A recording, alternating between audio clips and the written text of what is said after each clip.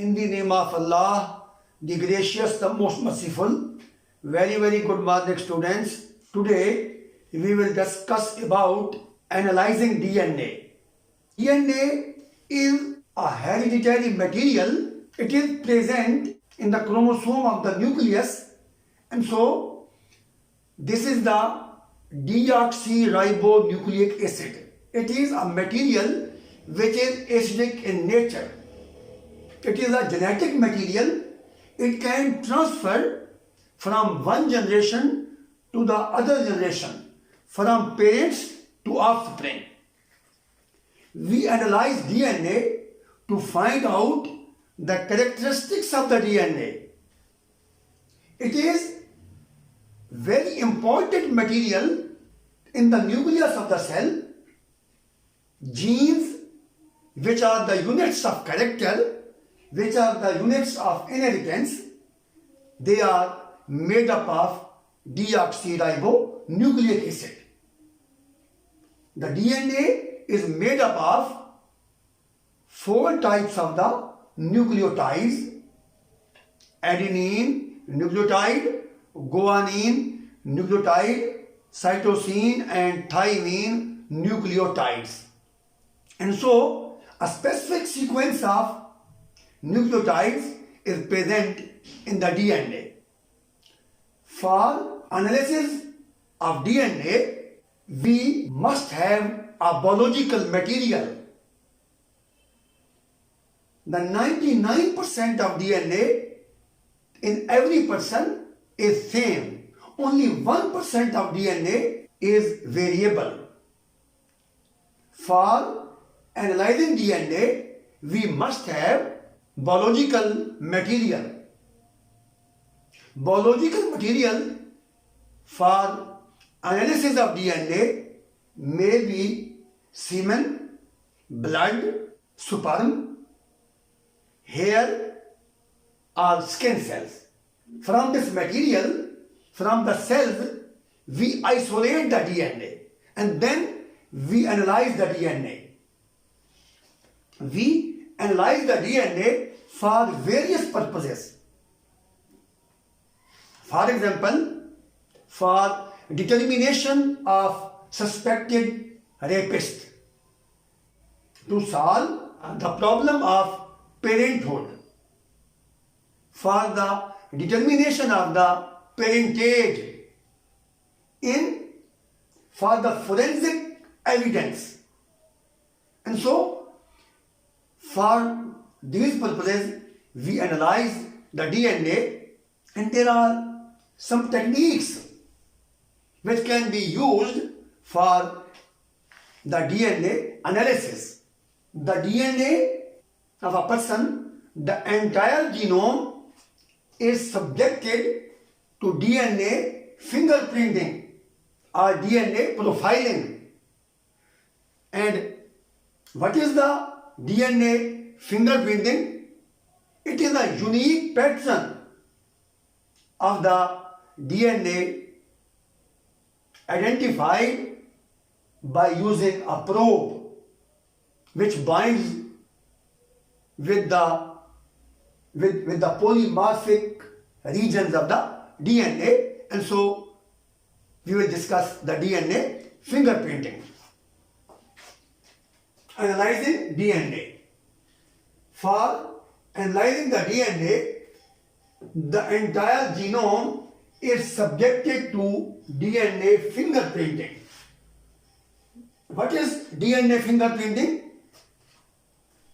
A unique pattern of DNA fragments identified by using probe that binds to polymorphic regions of DNA. In this case, we use probe. Probe is the sequence of DNA or RNA nucleotides which is labeled by the radioactive material, or it may be the fluorescent material, labeled with the fluorescent material. And so, steps of DNA fingerprinting. There are many steps of DNA fingerprinting, firstly, we use restriction enzymes.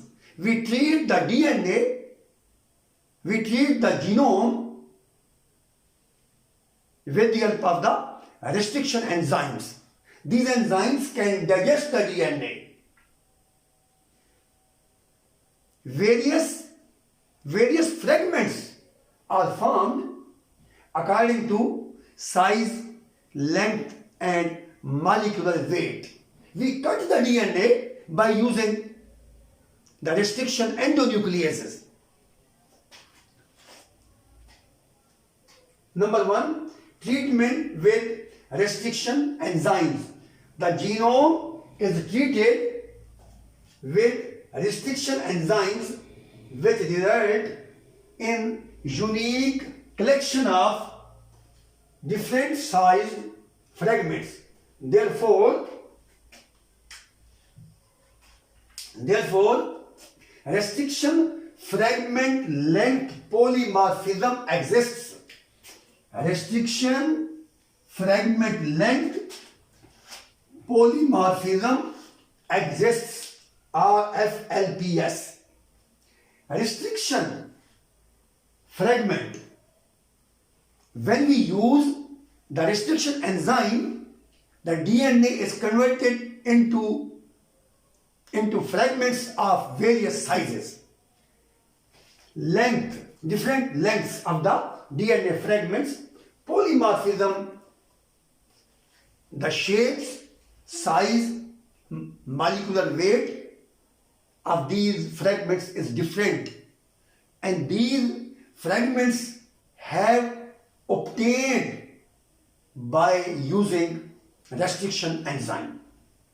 And the second step of DNA fingerprinting is the gel electrophoresis, and the third is the use of probe. Please note it. The second step of DNA fingerprinting is gel electrophoresis. We use agarose gel and electric current in this technique. In this technique, the DNA fragments can be separated according to their size, according to their molecular weight. The agarose gel basically is porous material. There is movement of DNA fragments from cathode to anode because DNA deoxyribonucleic acid has a negative charge because phosphate groups are present in the DNA, and so the fragments will move from cathode to anode, from negative pole to positive pole. When we apply the electric current, these DNA fragments are arranged, are separated according to their length. Number two, gel electrophoresis. During a process of gel electrophoresis, the fragments can be separated according to their lengths, that is molecular weight or size, and result is a number of bands that are so close together that they appear as a smear. These bands appear as a layer, as a smear. We cannot visualize these DNA fragments. For visualization of DNA fragments, we will use ultraviolet rays, or we can also use the X-rays later on. And then the third step of DNA fingerprinting is the use of probe.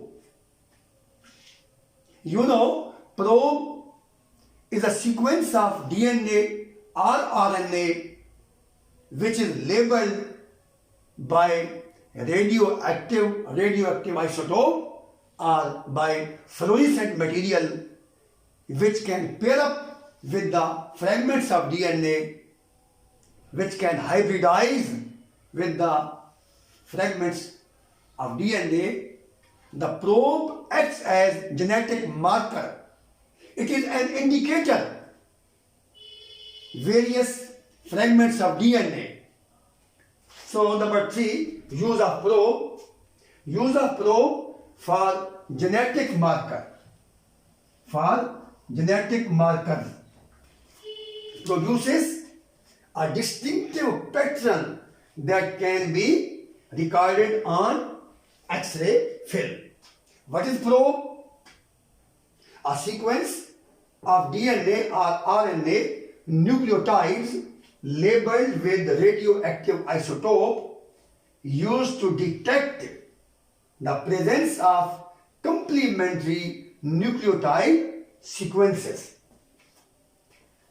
We will explain all these steps in detail. We also explain these steps with the help of diagram.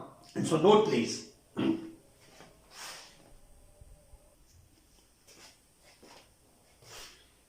Now we discuss the DNA fingerprinting with the help of diagram. Firstly, the sample of biological material from a single sperm or blood is required for this technique. When we have a sample, when we have cells and biological material, and then we isolate the DNA from the nucleus of the cells, from the biological material. And after isolation of the DNA from the cells, then we use the technique of electrophoresis. And this technique is used for the separation of segments of DNA which are already cut with the help of the restriction enzymes.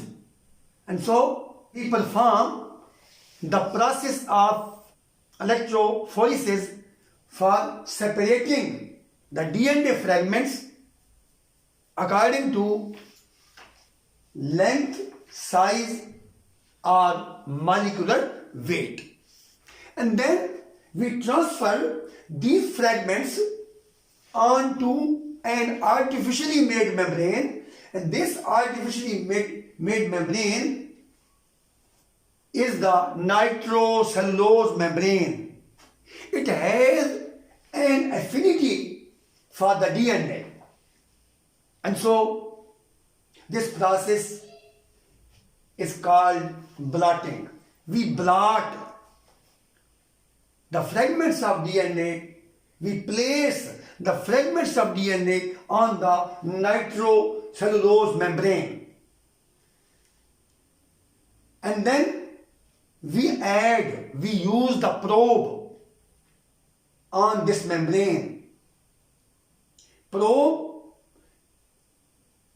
is the sequence of nucleotide which can hybridize or pair up with the fragments of the DNA.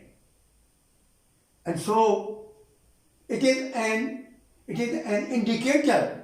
It is a genetic marker. It will indicate the required pieces of DNA. And after using the probe on the membrane, we use autoradiography.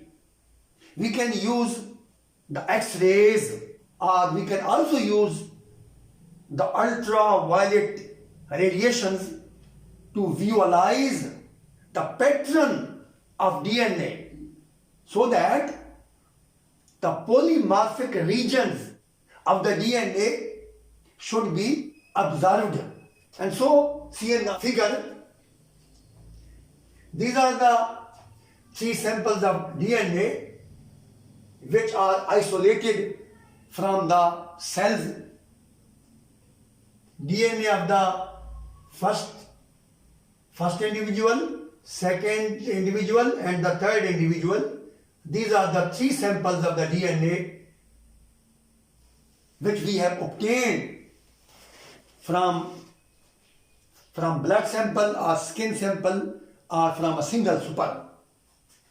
And so these DNA strands are large. They can be digested. The DNA can be digested with the help of the restriction endonucleases. And then we treat the DNA samples with the restriction endonucleases. Digest the DNA with restriction endonucleases. And this treatment cuts the large strand of DNA into smaller fragments, and then take these fragments on the agarose gel.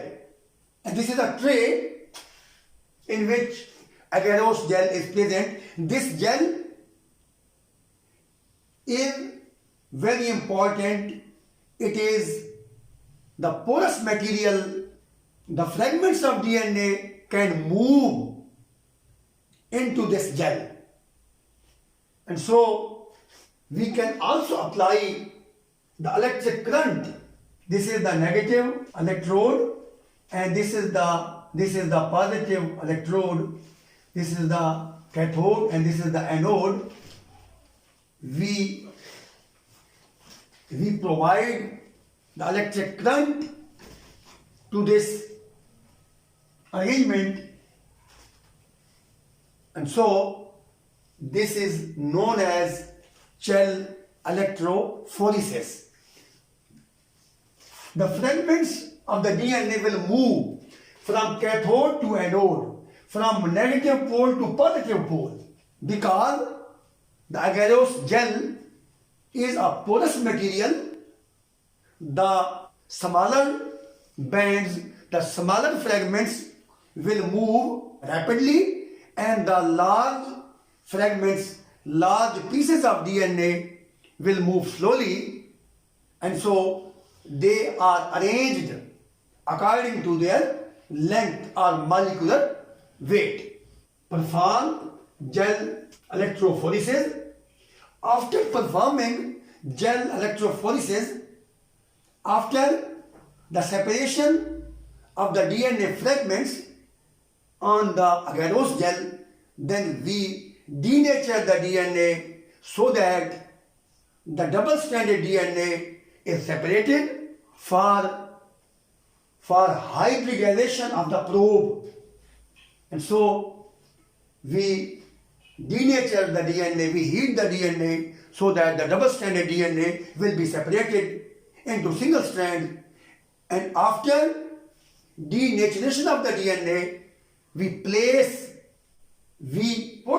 this material on the nitrocellulose membrane. This is the artificially made membrane, and so denature DNA and blot onto membrane. We mean by blotting as to place the DNA fragments on the nitrocellulose membrane, and then after placing the DNA fragments, DNA pieces on the membrane, we will apply the probe on the membrane, apply the radioactive probe, and this probe is labeled with radioactive isotope or with fluorescent material so that it will indicate the location, it will indicate the presence and location of the DNA pieces, DNA fragments, and so we will apply the probe. And after applying the probe, we use an autoradiography.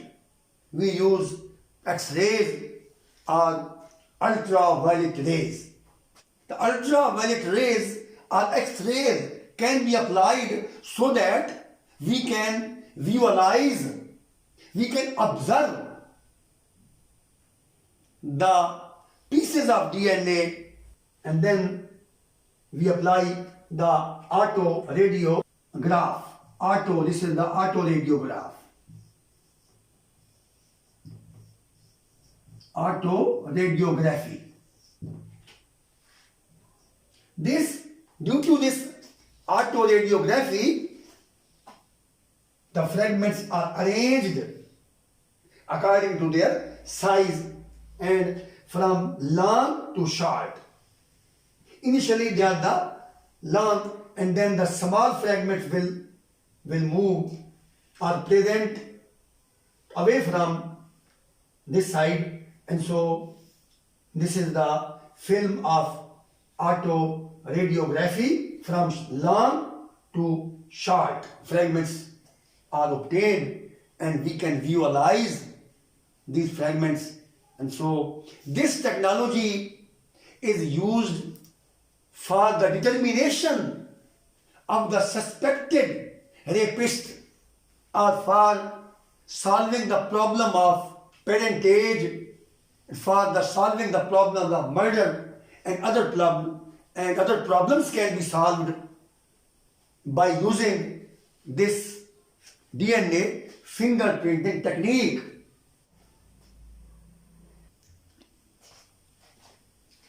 Now we discuss about the applications of DNA fingerprinting.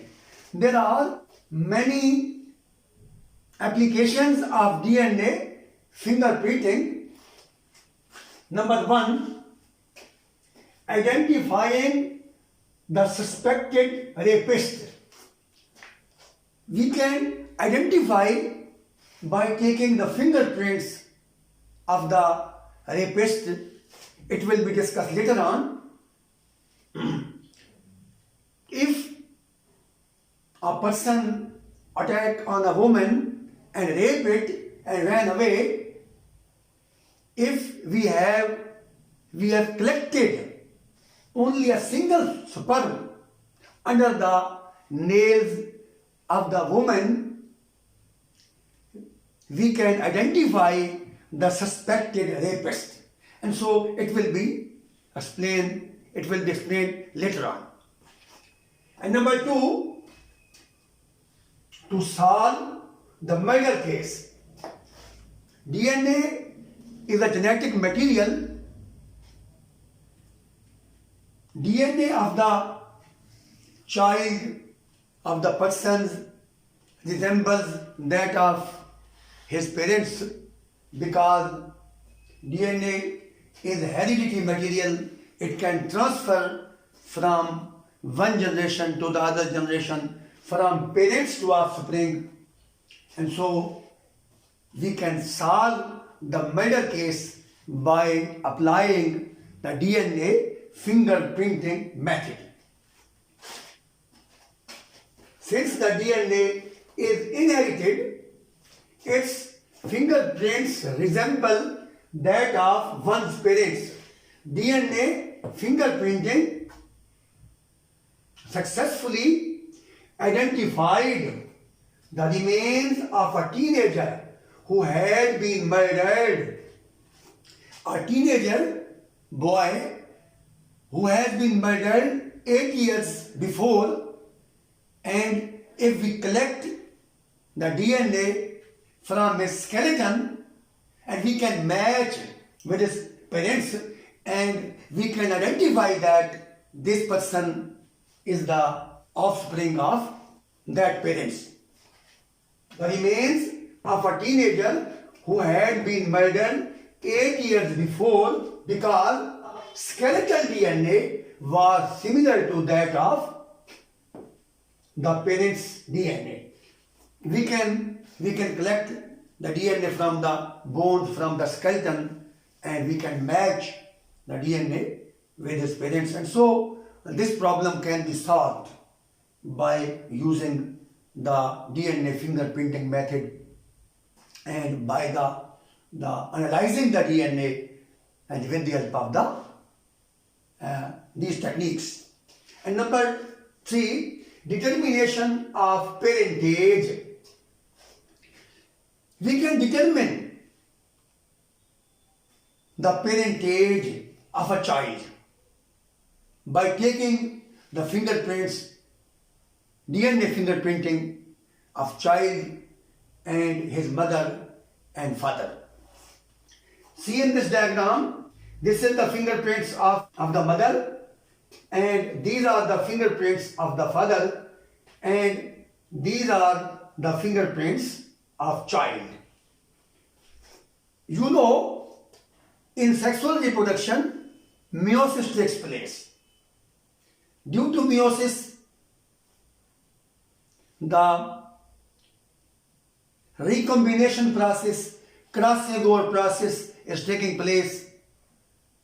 Some DNA resembles with his mother and some DNA sequence resembles his father, and there are some genes which are unique to child because there is a reshuffling of the genes, reshuffling of the genetic material due to crossing over, and we can compare the DNA fingerprints of child and his parents, and we can identify, we can determine that the child's fingerprints resemble that of his parents, but some DNA is also different from both of his parents.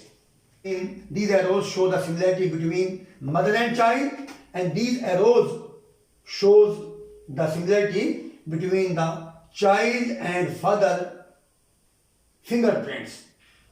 And so we can determine the parentage of the child.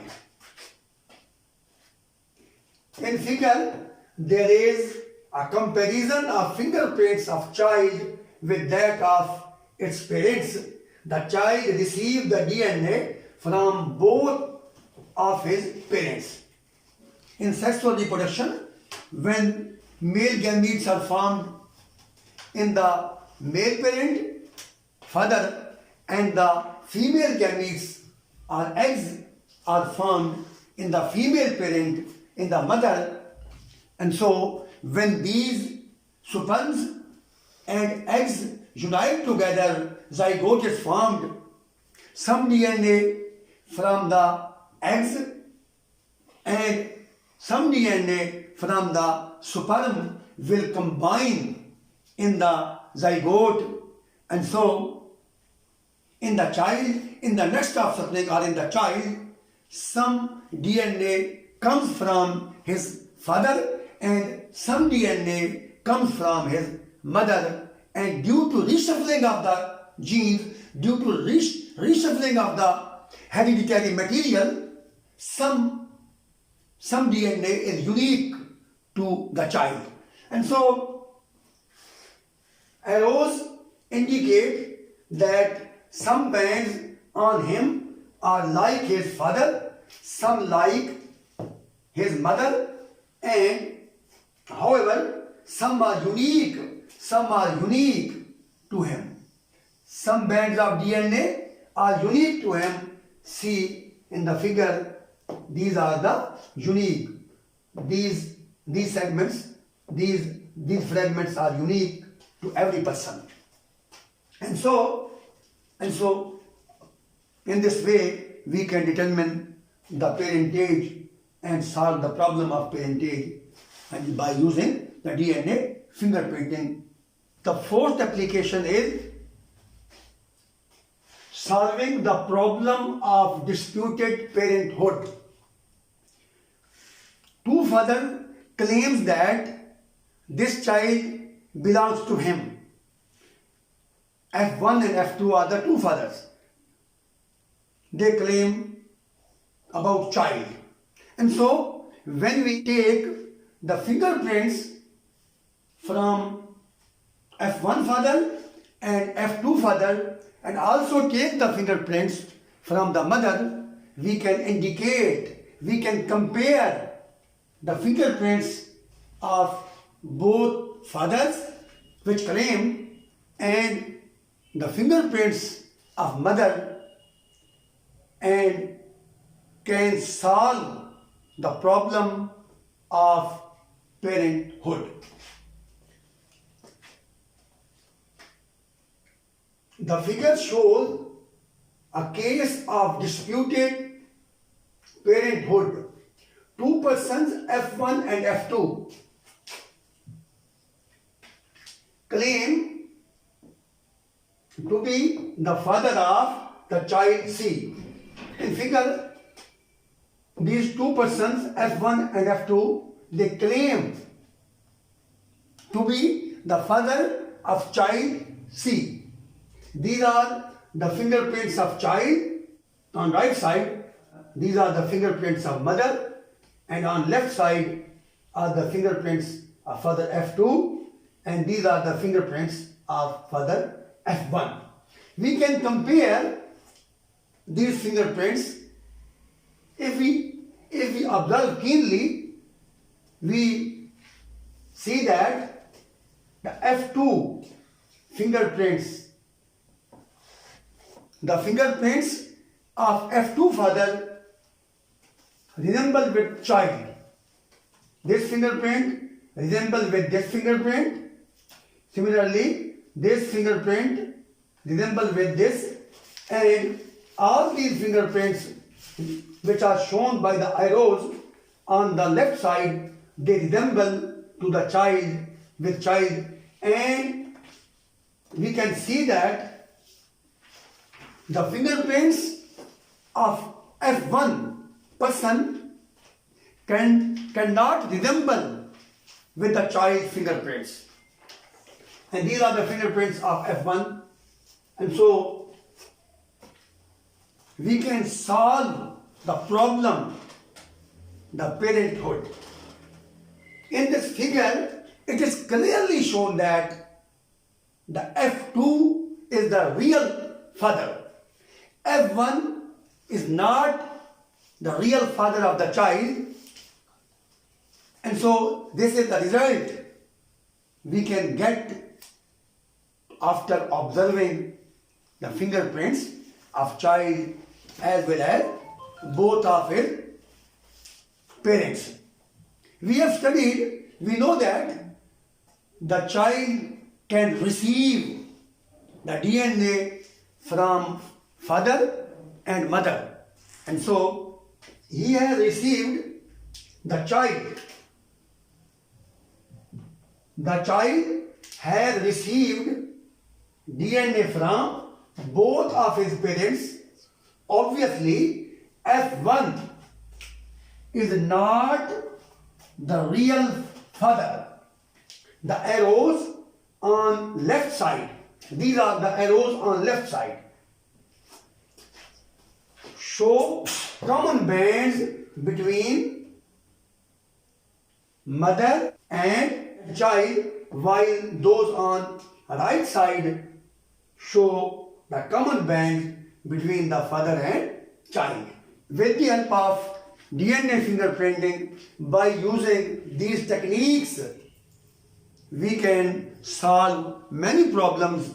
For example, we can also use the fingerprints in the forensic lab also. DNA fingerprints can also be used for forensic evidence. Scientists which work in forensic laboratories, they can collect the skin cells or hair cells of the suspected rapist, and then they can find out which is guilty and which is not guilty. In figure, DNA fingerprints are presented as forensic evidence. These are the fingerprints which can be presented as forensic evidence. When forensic scientists work with these fingerprints and find out the culprit. A criminal on deserted place assaulted a woman.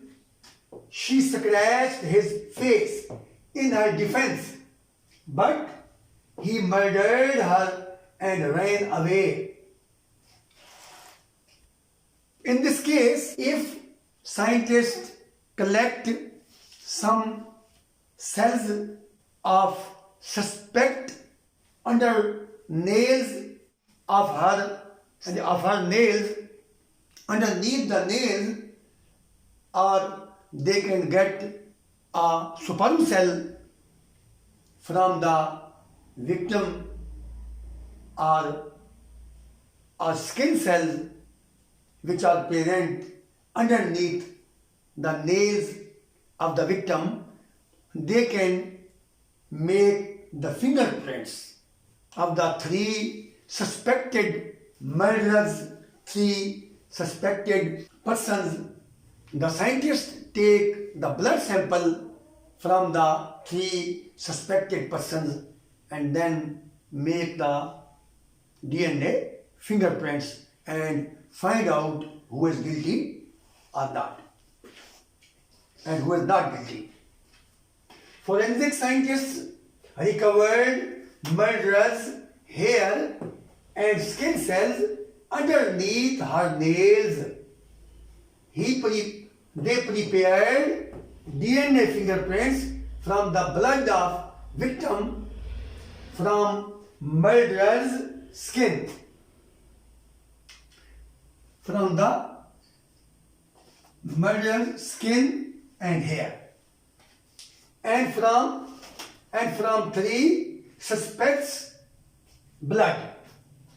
Scientists compare these fingerprints for specific DNA sequence and tells who is guilty and who is not guilty. See in this figure, these are the fingerprints of three suspected rapists, and these are the fingerprints of skin cells taken from underneath nails of the victim, and this is the fingerprints of the cells which are taken from the victim's surface.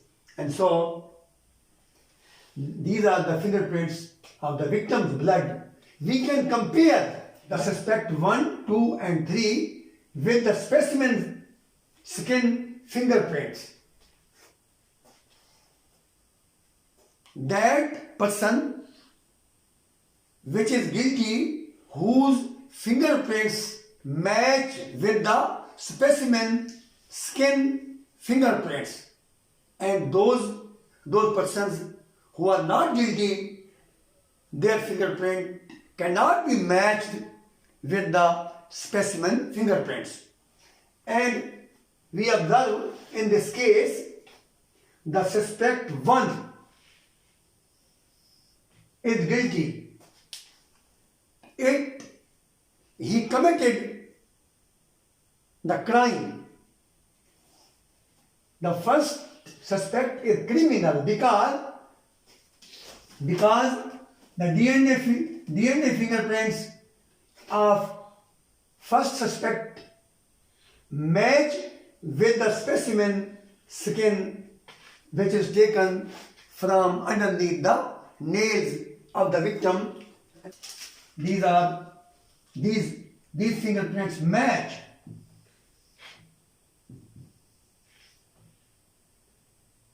These are matching fingerprints.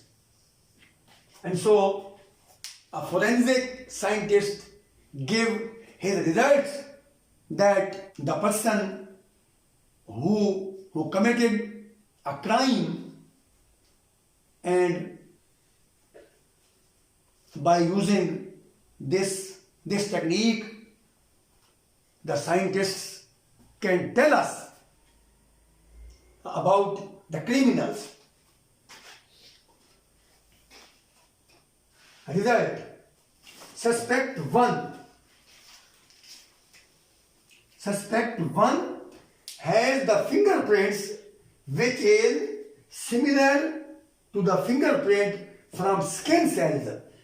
These fingerprints are similar. These are the two columns in which the fingerprints of the suspect person and the fingerprint of the specimen skin is given, and these two columns match with each other.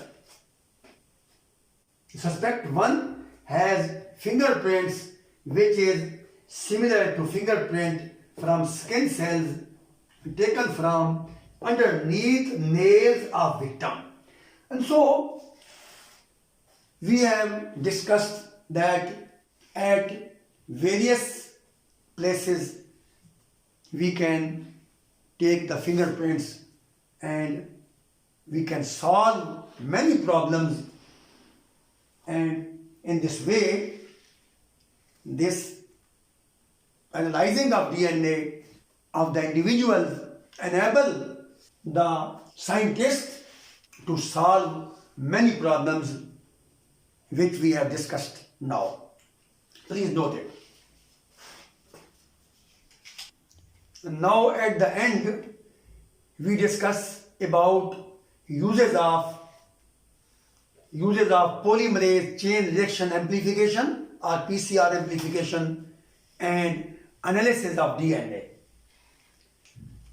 Firstly, the PCR amplification and DNA analysis can be used to diagnose viral infections, genetic disorder, and cancer.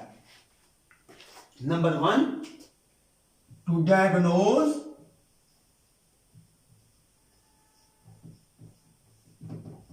viral infections,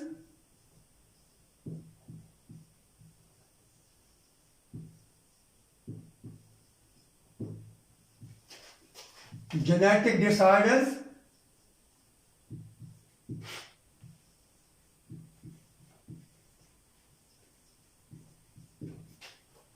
and cancer. This is first use of PCR amplification and DNA analysis, and this can also be used for the determination of evolutionary history of human population. Number 2, determination of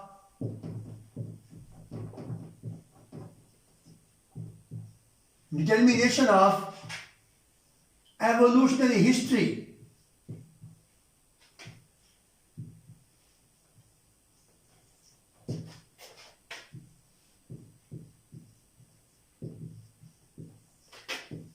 of human population.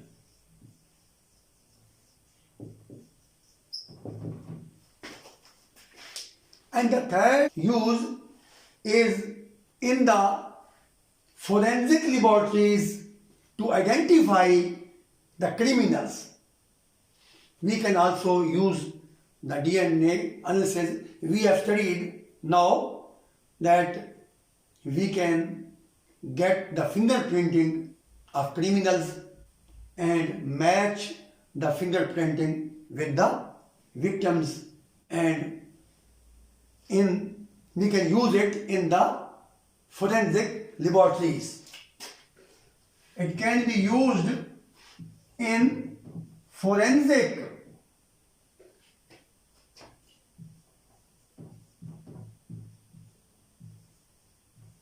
labs to identify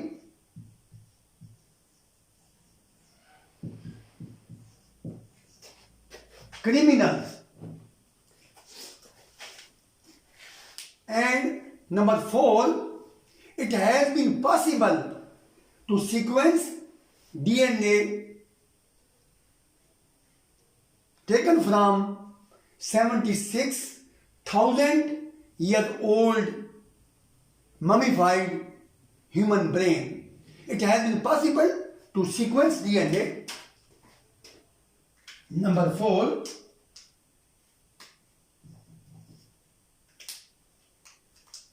it has been possible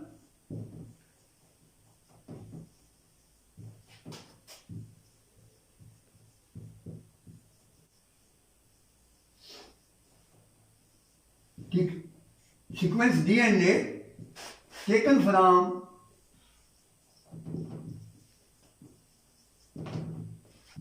76,000 years old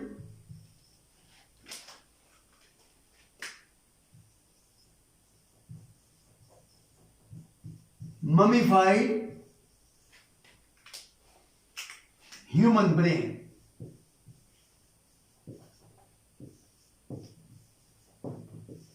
Human brain. Number 5, it has been possible to sequence the DNA from 17 to 20 million years old plant fossil. Plant fossil. It has been, number 5, it has been possible to sequence the DNA taken from 17 to 20 million years old plant fossils following the procedure of PCR amplification. Following the procedure of PCR amplification. These are the uses of DNA analysis and PCR amplification. Thank you very much.